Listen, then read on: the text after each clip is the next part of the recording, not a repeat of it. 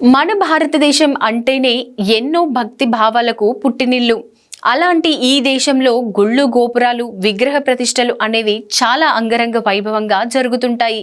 ఇదే తరుణంలో అయోధ్య రాముని ప్రతిష్ట కూడా కేంద్ర ప్రభుత్వం ఎంతో అట్టహాసంగా నిర్వహించబోతుంది.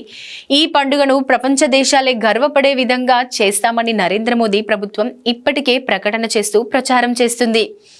దీనికి సంబంధించి దేశమంతా రాముల వారి అక్షింతలు ఊరూరా వాడవాడ తిరుగుతూ భక్తి పారవశ్యాన్ని పెంచుతున్నాయి. అలాంటి అయోధ్య శ్రీరాముని ప్రతిష్ట ఈ నెల 22వ తేదీన అయోధ్యలో అంగరంగ వైభవంగా జరగబోతుంది. మరి ఆ రోజునే ప్రతిష్ట ఎందుకు చేస్తున్నారు, మరో రోజు చెయ్యొచ్చు కదా అని చాలా మందికి మైండ్లో ఉన్న ప్రశ్న. కానీ ఆ రోజుకు ఒక ప్రత్యేకత ఉందట. అదేంటో తెలుసుకుందాం. అయితే శ్రీరాముడు అభిజిత్ ముహూర్తంలో పుట్టారని పురాణాలు చెబుతాయి. ఈ ముహూర్తం అనేది ఉదయం 11:51 నుండి 12:33 మధ్యాహ్నం వరకు ఉంటుందని పండితులు అంటారు. కాబట్టి ఇదే టైంలో విగ్రహ ప్రతిష్టను ప్రారంభిస్తారట.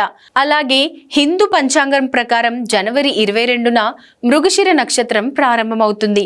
ఈ నక్షత్రం ఎంతో పవిత్రమైనదని, ఈ నక్షత్రంలో చేసిన ఏ పనులైనా శుభప్రదంగా ఉంటాయని భారతీయుల నమ్మకం.